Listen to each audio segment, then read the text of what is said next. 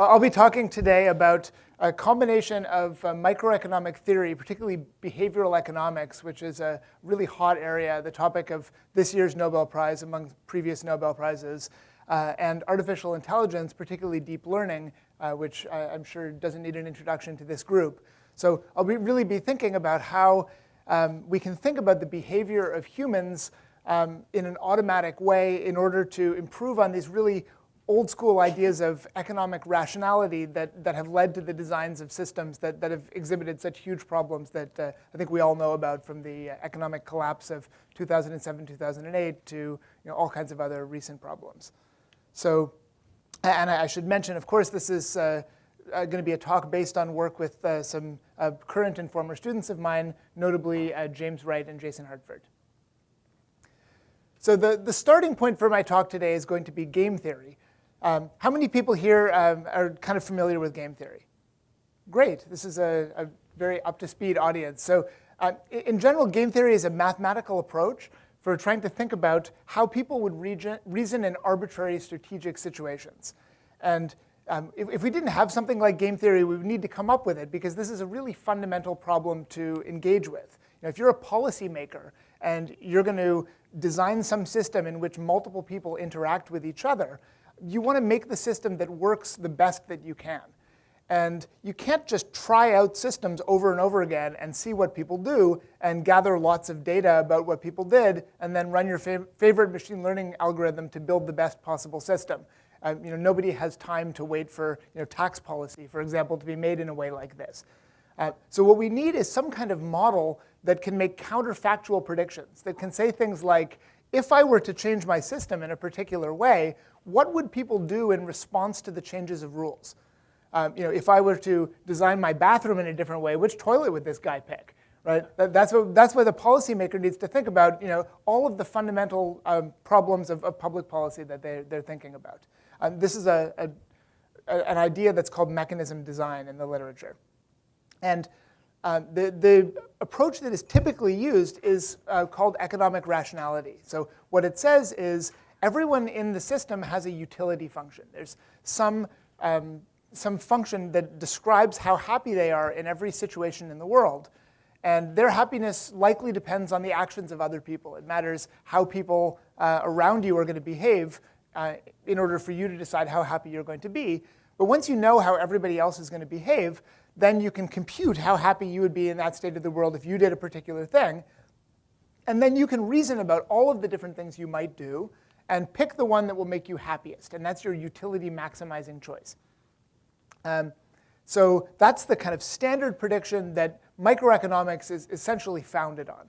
Almost all of the kind of mathematical underpinnings of economic reasoning have at their core this idea of utility maximization.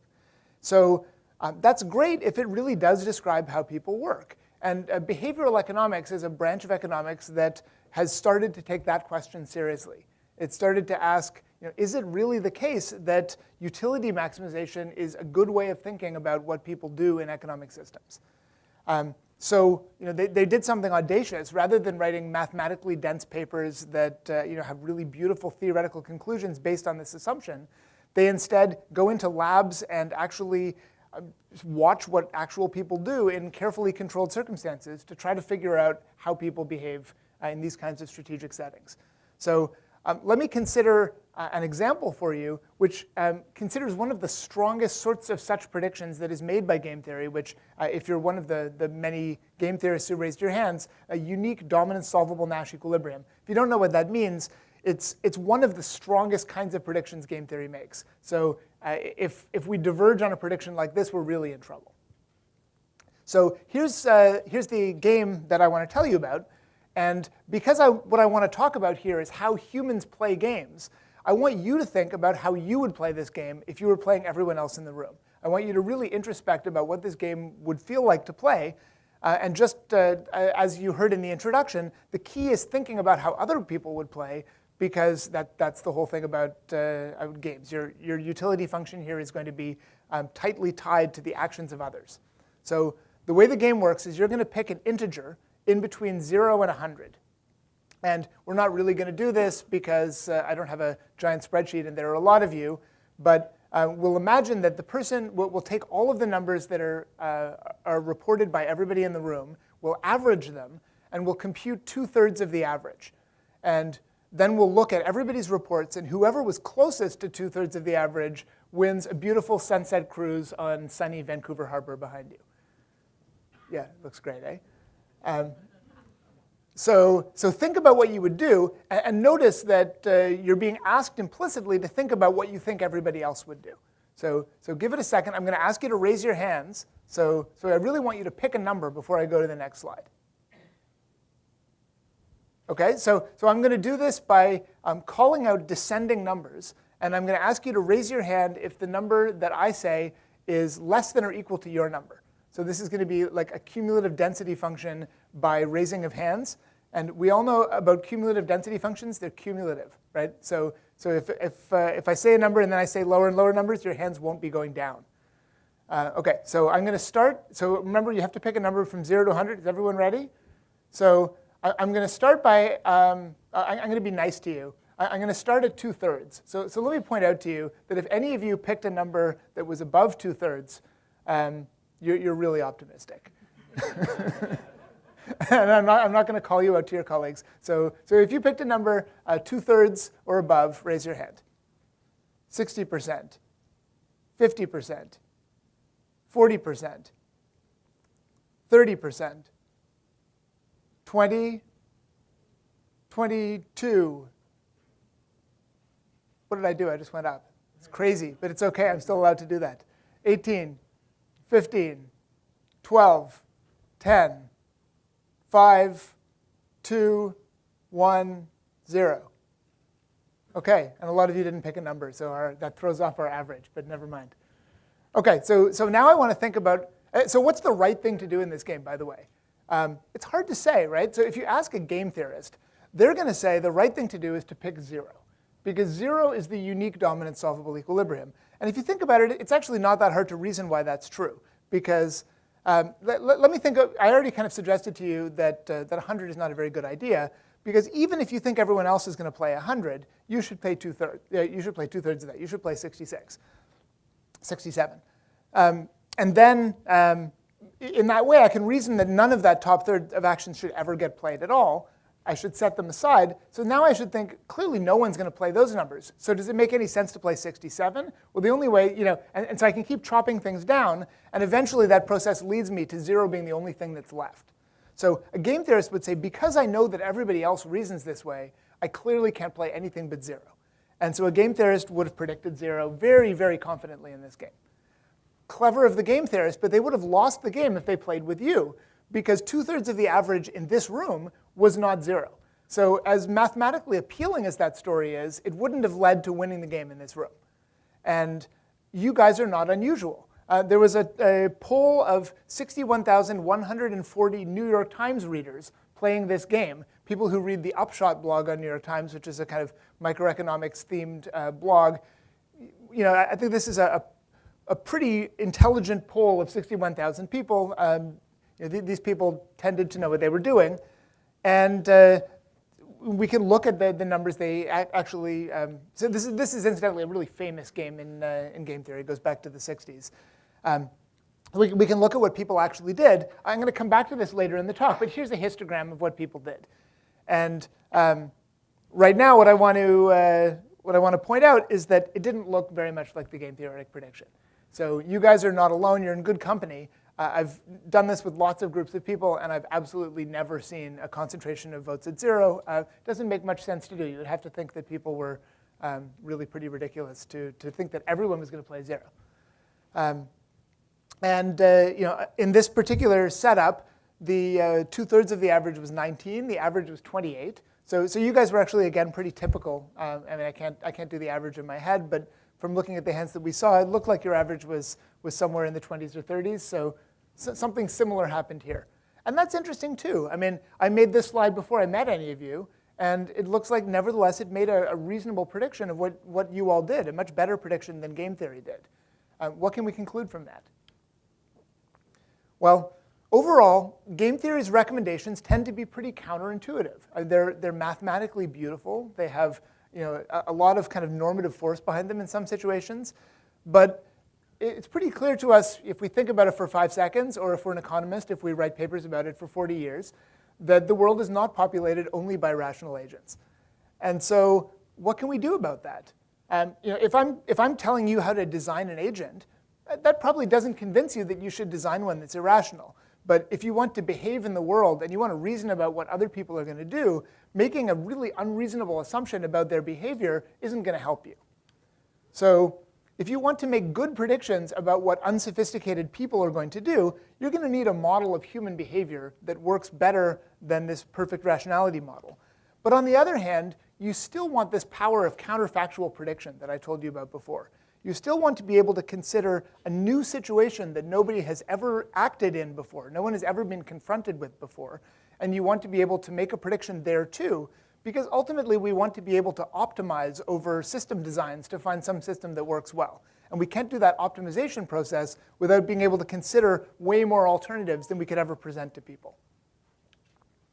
So the kind of workhorse of game theory since the inception of game theory from von Neumann and Morgenstern and Nash back in the pre-World War II days is the two-player simultaneous move game. So I'm sure you guys have seen this before, but let me give you a little bit of a refresher. So a two-player simultaneous move game has two different people who are each going to choose an action from some finite set. They each reveal their action choices at the same time, and then they each get some payoff based on what they both did. If you think about it, the game that I just presented to you before, the beauty contest game, is a n-player simultaneous move game because you all picked your numbers, you all reveal them at the same time, and then we compute 2/3 of the average. So a really famous two-player simultaneous move game is rock, paper, scissors, Rochambeau. Here I'm going to change it very slightly to make it unfamiliar. So let's say we have rock, paper, scissors, but if you play rock, if you win by playing rock, you're going to get double the payoff you'll get if you win by playing paper or scissors. Everything else is the same. And if you lose against rock, you'll get double the negative payoff. So what happened? So Alice, my former postdoc, who actually looks eerily similar to the picture presented to you here. You think I'm joking, but you should see Alice. She thinks about this game. We explain the rules to her, and she says, all right, I'm going to play paper. That's the kind of thing that I actually get to observe. I don't get to know what is it that Alice thought through, what are all of the different alternatives she weighed, what's her reasoning process. Even Alice might not really be able to describe it. All I get to see is a game went in and an action went out. And Alice might be a sophisticated game theorist. She might actually be playing what game theorists call a mixed strategy, which means she randomizes. I don't get to see that either. All I get to see is a sample from the distribution that Alice played. So to say this a little bit more systematically, what goes in here is a game matrix. And so for every pair of actions that might get played, Alice's actions in the rows and Alice's hypothetical opponent's actions in the columns, there's a pair of payoffs. The first payoff says how much utility Alice will get, and the second says how much utility Alice's opponent will get. Alice needs to know about her opponent's utility in order to have a model in her head about how her opponent is going to behave. And then Alice thinks about this whole game matrix that's presented to her, and she eventually chooses an action. Now, if all I had was Alice, it would be hard for me to make much of a prediction about human behavior. But instead, let's imagine I have a whole research group. And this picture looks eerily similar to all of the people in my research group. No, actually, that's not true. But the first one does look like Alice. I don't have a guy with a beard. But yeah, so I have this whole matrix. I present it to all of these different human subjects. They independently consider what to do. And then I observe some distribution of actions that they play. And here's an observation. Now I've learned something about rock, paper, scissors with skewed payoffs. And if what I cared about was rock, paper, scissors with skewed payoffs, I'd be in pretty good shape. Because if I did enough of this, I could observe this histogram. And who needs a model when you have a histogram? That's a model. It's a non-parametric model. It tells me everything I need to know about this population of people playing skewed rock, paper, scissors. But that's not what I care about doing. What I really care about is every game in the world. I care about every such situation that I could ever encounter with all different payoffs, including ones that I've never seen before. And so what I want is a data set, each of which shows me a game and many people playing that game and taking actions in that game. And be presented with a whole lot of data that looks like this. And what I'm going to want is a model that predicts the distribution of play that these players would play on some new game that wasn't in my data set. So my model, represented here by the robot, is going to be presented with a new game. And notice this game isn't even the same shape as the games in my data set. This is some arbitrary new game. And I want to say, all right, if people were actually shown this game, then here's what the model thinks, based on the games that it saw before, people would do. And then how do I know whether this model is any good? This isn't a game people have seen before. Well, of course, I cheat. So I set aside some games that people have seen before. I don't let the model know about them when I'm building the model. And then I evaluate the model by comparing its predictions to what people actually did. So let's say this is what people actually did. And I might say, well, it looks like the model's pretty good. These bars are kind of close. In some places, they're really close. In some places, they're a bit further away. I guess maybe that's all right. Well, that's disappointing, isn't it? I'd like to say something a little bit more precise than that if I really want to be able to make decisions between models. So here's a slide that's a little bit mathematical, but I'm going to try to stick to the main point. If I want to try to score my model, I have to be precise about what it means for the model to perform well. Incidentally, what I'm going to say on this model is absolutely vanilla machine learning. If you have a background in machine learning, nothing on this model will surprise you. His friend is calling him to say that it's vanilla machine learning. He doesn't need to pay attention to the slide. On the other hand, if you're a microeconomic theory person, this might be pretty surprising to you. This is actually not standard at all in economics, although I argue that it should be. So first of all, we take our data, we separate it into a training set and a test set. We're going to use the training set to estimate our model. We're going to use the test set to evaluate whether the model is any good. Seriously, people don't do this in economics.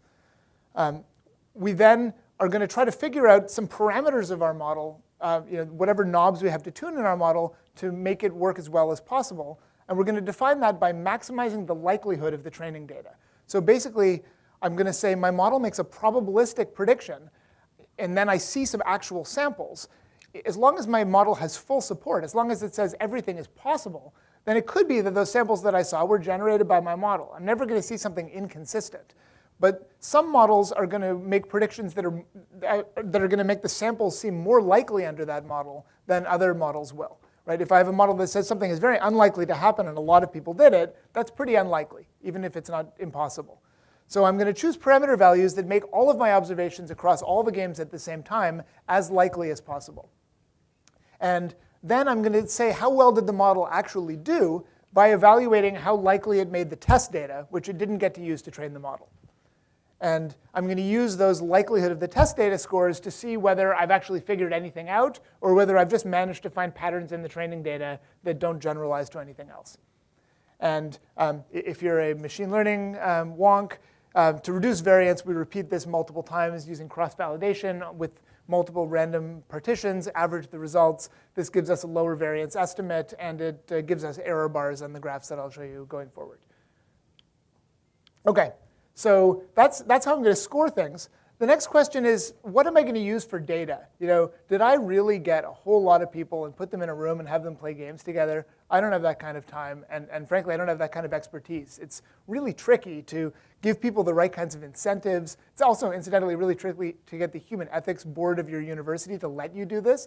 But it's really hard to make sure that you incentivize people in the right way so that their utility functions correspond to the game you present them with, and they're not trying to do something else. So luckily, there's a whole literature of people in economics who do just this, and they've made their data public on the web. So we scoured the web for data that corresponds to two-player simultaneous-move games.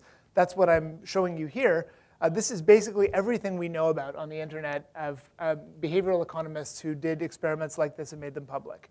So we have 9 different studies by different people in different parts of the world, all putting together different humans playing games. And we basically mushed them together into one enormous data set. We normalized the payoffs so that they're all talking about the same units of rough currency. And otherwise, we have this sort of crazy joint population of just samples from all these different studies. And if it's the case that something that spans 9 different studies conducted by different people in different places is actually able to generalize to held out data, I argued that we're finding some kind of pattern in it.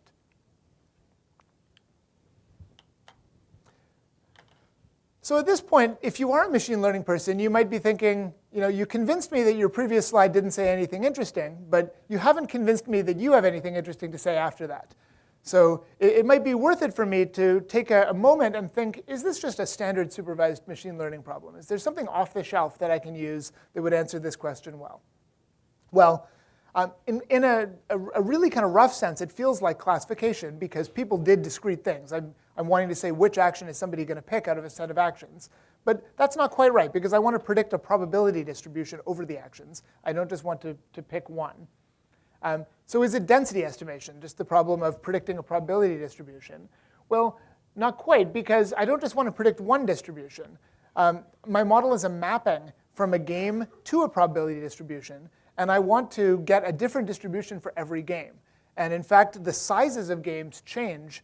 I want a distribution over the number of actions of the row player in the game for any game that I might be given of any size.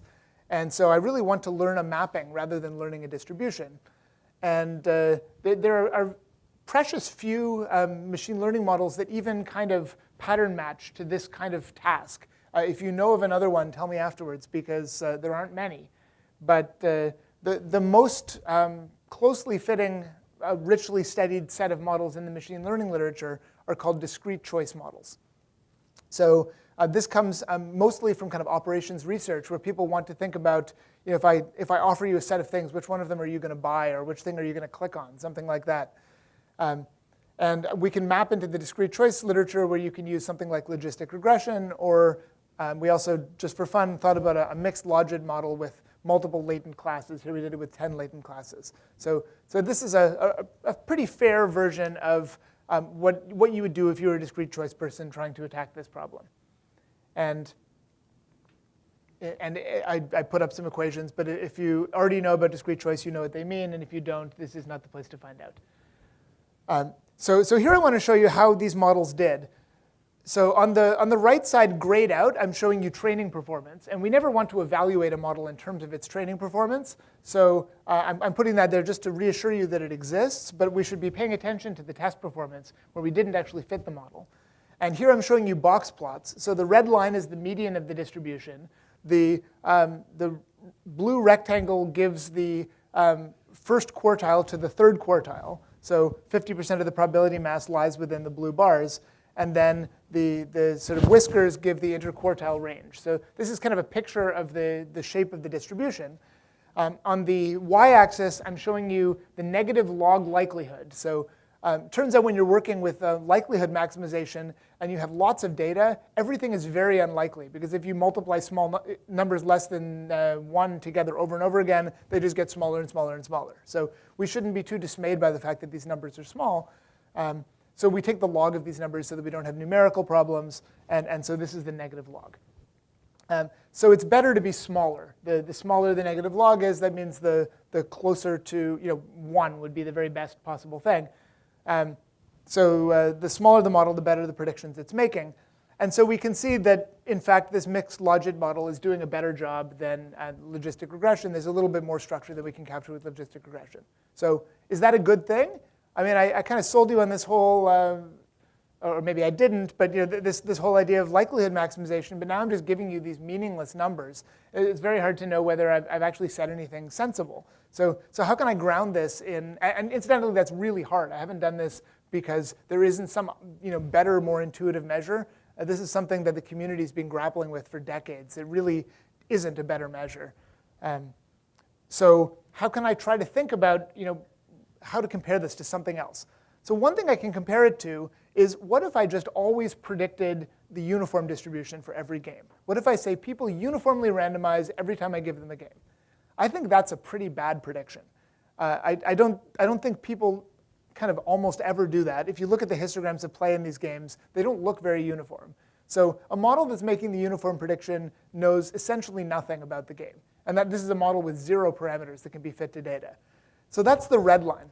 So what you can see here is that the logistic regression is on training data basically doing the same as predicting the uniform distribution. And on test data, it's actually generalizing worse. And the mixed logic model is picking up something, but it's not clear whether it's picking up very much. So this persuades us that we really can't do, we can't break the back of this problem using an off-the-shelf machine learning approach. We're going to have to think more deeply about it. So at this point, it's time to think about what the economists have been thinking about all this time. If you can't just push a button and make a machine learning algorithm do all your work, maybe you should go read some books and try to think some intelligent thoughts. So it turns out that the behavioral game theory has been thinking very carefully for a long time about how people might play these games. And while their kind of statistical methods and machine learning knowledge have been maybe a bit more primitive than what people today do in computer science, their knowledge of cognitive psychology and their ability to run human subject experiments is just vastly superior to what we can do in computer science. So I think there's a lot to be learned here. So turns out that in the kind of setting that I'm talking about here with 2 players and simultaneous moves, there are 5 notable models that have received a lot of attention in the literature and that are directly applicable to this setting. So I'm not going to walk you through the way all 5 of these models work, but I want to tell you 2 big ideas that they share. The first one is called quantal utility maximization, and the second is called iterative strategic reasoning. So I'll start with quantal utility maximization. So I told you before about this idea of expected utility maximization, being an economically rational person. So let's say that you're faced with 3 different alternatives. One of them has an expected payoff, that is to say a payoff on average, of $1 and a penny. Those are Canadian dollars, but still. The second one has an expected payoff of $1, and the third has an expected payoff of a quarter. What do you think somebody would choose? Well, if they're perfectly economically rational, they would choose whatever was best for them. They would choose something that had the biggest number, no matter how big the differences are between it and the other numbers. And indeed, you can see why economists find this idea tempting, because why should you pick anything else? A little bit more money is better. All the same, the idea of a quantal utility maximizer says that people play what machine learning people call a softmax function, that they play high utility actions more often, but low utility actions still get played. And if 2 actions have almost the same utility, they get played almost the same amount. So the quantal response distribution might look something more like this. And I was parking here under the convention center today, and I didn't pick a parking spot way at the other end of Canada Place, but I probably didn't pick the best parking spot either. I probably kind of quantally utility maximized. I found something that was kind of close by. I did a reasonable job, but I didn't do it perfectly. And I think a lot of the time, that might be the way we actually approach finding the best thing. We satisfice. We find something that's pretty good, but maybe not the best. So this is a formal model of that. Notice that it needs to have a parameter. In contrast to best response, we need to say, what do you mean rarely versus often? How does this trade-off actually happen? So we're going to have a number we call lambda that expresses how sharp this trade-off is. And we're going to have to fit that parameter to data. OK, what's the idea of iterative strategic reasoning? This says some people think more deeply than others do. And actually, the introduction where we were talking about the notorious bathroom example actually was a beautiful example of iterative strategic reasoning. So this says some people do something non-strategic. And in the literature, people say, almost without exception, that we should think of non-strategic agents as uniformly randomizing. So let me imagine that other people are just completely flipping a coin to decide what to do. Let's call those people level 0. So that's my level 0 distribution of play. And now let's say if I'm a level 1 person, I'm going to think about the existence of level 0 people, and then I'm going to decide what to do based on them. So if you're going to play, if I think that a level 0 person is going to play rock, I'm going to want to play paper because I'm 1 step ahead. I'm going to think if everyone's going uniformly, then maybe that makes this other action more appropriate for me. Then, of course, you can have a level 2 person. What does a level 2 person do? Well, it depends on the model. Some of the models say they respond directly to what the level 1 person does. Some people say they know the truncated true distribution of level 0 and level 1 people, and they play on expectation the right thing to do against that distribution. And we can work our way all the way up to whatever level you like. you can understand classical game theory as saying that people go infinitely deep in this kind of chain of reasoning. But this behavioral model says there's some finite depth, not that deep, like 2 or 3 or 4, that people get up to, and that's it. And at this point, I want to come back to this New York Times study that I showed you at the beginning. And I want to show how some of the tools that we've just learned can help us to understand what's going on in this game. So in particular, you notice some giant spikes in actions. And this wasn't a setup by the New York Times. This is really data that I took in a screenshot off the New York Times webpage. But it's a beautiful illustration of iterative strategic reasoning. So first of all, notice there's a spike here at 50. This is, I think, a good claim for level 0 play because it's the average of uniform randomization. So if you were to imagine that people kind of uniformly randomized and you kind of didn't really understand the rules of the game, you weren't really thinking of taking 2/3 of anything, you might end up with 50. You might question whether I'm right about that, but here's some evidence that that might indeed be a kind of level 0 idea. 2/3 of that also has a big spike. So there are a lot of people who are thinking, I think other people are going to play 50. Which indeed they are. Indeed, a bunch of people are thinking about playing 50. And a bunch of other people think, I'm going to get the jump on that first set of people. I haven't thought through this carefully enough to realize there are a lot of other people in the world besides those people, but never mind, I'm going to get a jump just on those people. And I'm going to play 2/3 of that. And then it turns out there's yet another big spike of people who are playing 2/3 of that number. And so somehow this just emerges in the data. This is a common pattern of reasoning that people exhibited. And we can go on and on. So here's another one. There's another spike of people who played 100. And I claim this has to be level 0. Think about it, right? They're not best responding to anything because there's no number that you can play that this is 2/3 of. So these people really got it wrong. Maybe they should cancel their subscription to the New York Times. And but if we look at 2/3 of that, we again see a spike of people who again seem to be going for it. And I can go on and on, but these are actually the biggest modes in the data so far. So this hopefully gives you some indication that behavioral game theory makes predictions about how people play that can capture some patterns that really arise. This is why economists are excited about this stuff.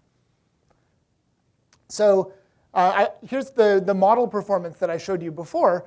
How can we do using behavioral models from the game theory literature if we kind of take them off the shelf and then we fit their parameters using a supercomputer? It turns out fitting their parameters is pretty awful, and the economists didn't really bite that bullet completely. So we spent almost a year figuring out continuous optimization methods to actually maximize this terrible semi-continuous likelihood surface. It was a disaster. But anyway, James suffered in isolation for a long time, and I won't tell you what he did.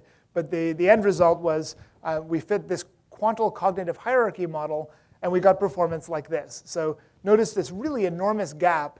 And notice that this is a log scale. So this is saying that we're something like 150 times more likely than the other data. So this is a pretty major improvement.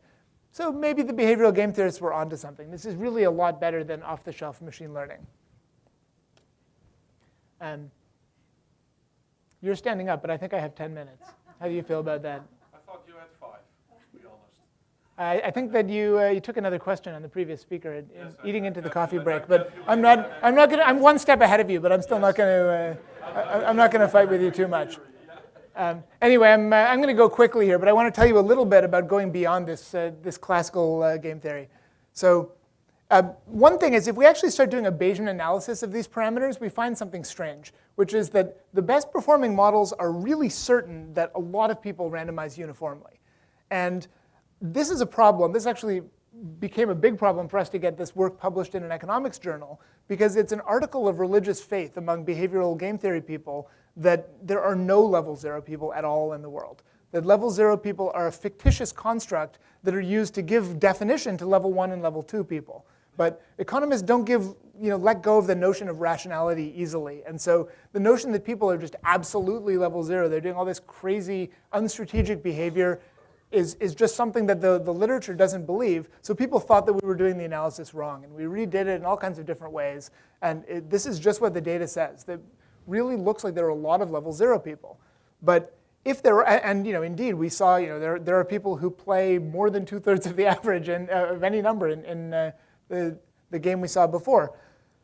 But if it's the case that a lot of people make level 0 actions, then maybe uniform randomization is a pretty weak model of level 0. Maybe we should think more carefully about how non-strategic people actually reason. So this is something that I could speak about in detail, but I won't. But we can think about looking at the cognitive psychology literature, the kinds of things that non-strategic people might be motivated by. So for example, they might say, is this a safe action in the worst case? Or is this a good action in the best case? Or is this an action that if I took it and the other person did the right thing, which there's no reason to think they would, something socially good would happen? Or is this something where if I took it and the other person did the right thing, something fair could happen?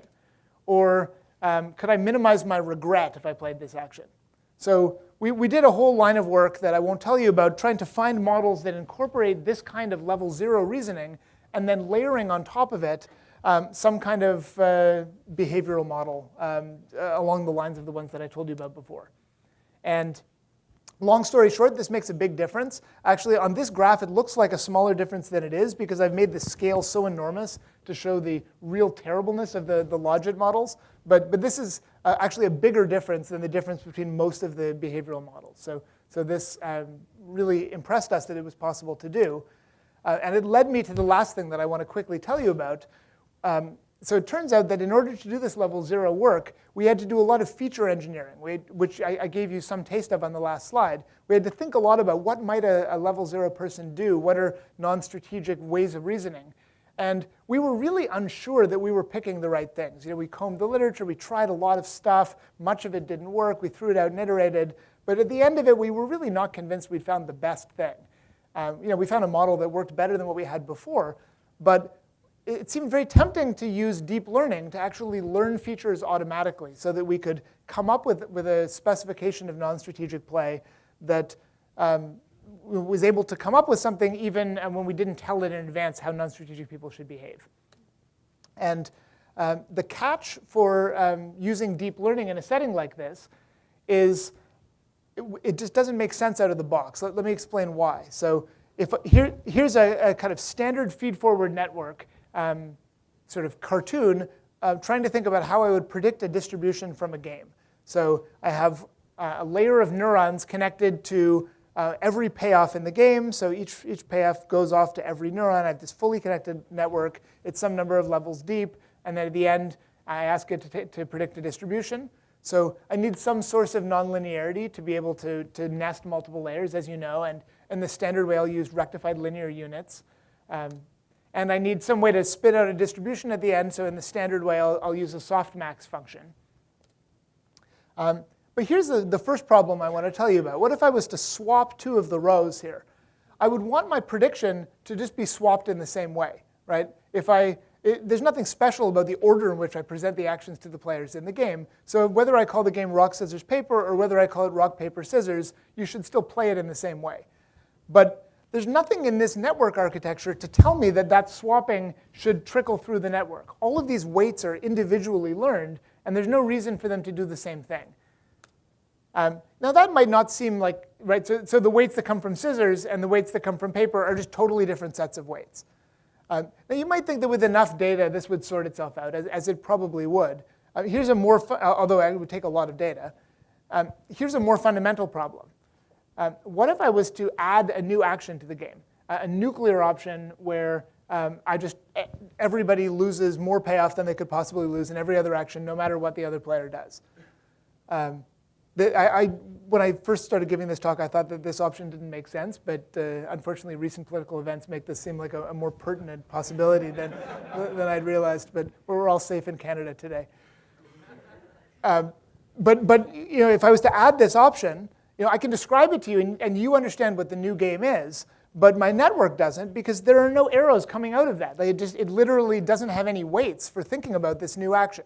So how can I build a network architecture that can take a dimension invariant input and spit out a distribution now over 4 things rather than over 3 things? How can I build one network architecture that I can train once and evaluate on an input of a new size? Turns out that's not something that the deep learning literature tells us how to do. So my wish list here would be to be able to build an architecture that is invariant to permutations in the way that I just showed you, that spits out a probability distribution of size equal to player one's action space, which makes rich comparisons between actions and outcomes, and which is able to model strategic reasoning, iterative strategic reasoning, which I described to you before. We know it makes sense in the data. So I'm going to skip over the details here because I think otherwise I might get turfed off the stage. But I'm happy to chat afterwards with people who are interested. This was the topic of a paper at the recent NIPS conference. But in the roughest sense, we elaborate the idea of deep networks so that instead of evaluating a scalar value at every node, we evaluate a matrix value at every node. So we actually pass matrices through the network along every edge. And we still learn individual weights for every edge, but these weights are now matrix scalar multiplications rather than scalar multiplications. And the reason this is appealing to do is that we end up spitting out a matrix at the end. And so we can marginalize out one dimension, and we just get a distribution of the right size. We just take a softmax as before to marginalize it out.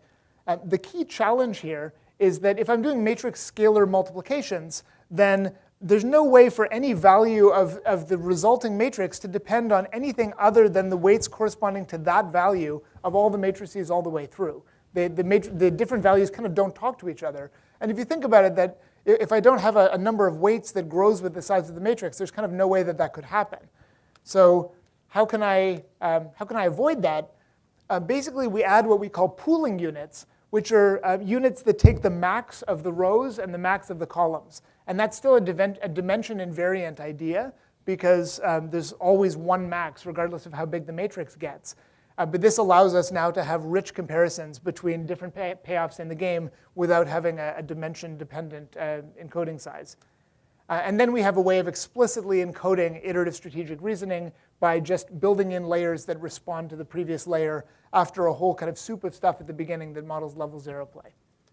And so we put all of this craziness together, and we get an architecture that looks like this. So we take the game on the input. We have a bunch of hidden layers that model level 0 play with these pooling units. We marginalize it down with softmax to get some prediction of level 0 play. Then we have a round of iterative reasoning up to some finite depth, and we put all of that together to get an output layer. So that's our architecture. It subsumes, we can prove theoretically, it subsumes everything that I've discussed before today. There's some way of configuring it where you would get back all of these previous models. So the last question I want to ask before I leave you to your coffee break is whether this actually helps. And looking on the test set, I'm now going to change my graph so that I get rid of the stuff at the very top of the graph that was skewing my scale. So the pink line is the performance of the quantal cognitive hierarchy model that I told you about. And the blue line is the performance of the fancy level 0 model that I told you that we came up with ourselves.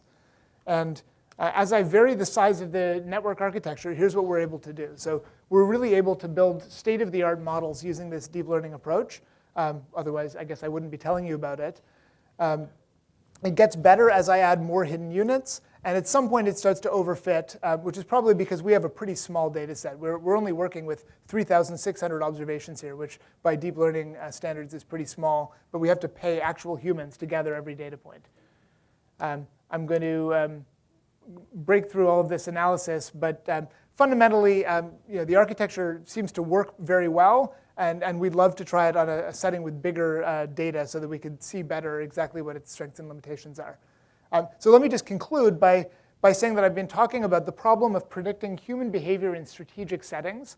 That I think this is something that if you're building systems that have within them multiple users who need to reason about each other, you should really give careful thought to the way that you implicitly make assumptions about how people are going to behave, because it can make a really big difference to the usability of your system. And in particular, you might find that you need to embed within your system some kind of model of human behavior. If so, you might be tempted to use a straightforward kind of rationality model. But I would encourage you to think about one of these more behavioral game theory, machine learning style approaches, because they can make a really big difference. So thanks for your attention.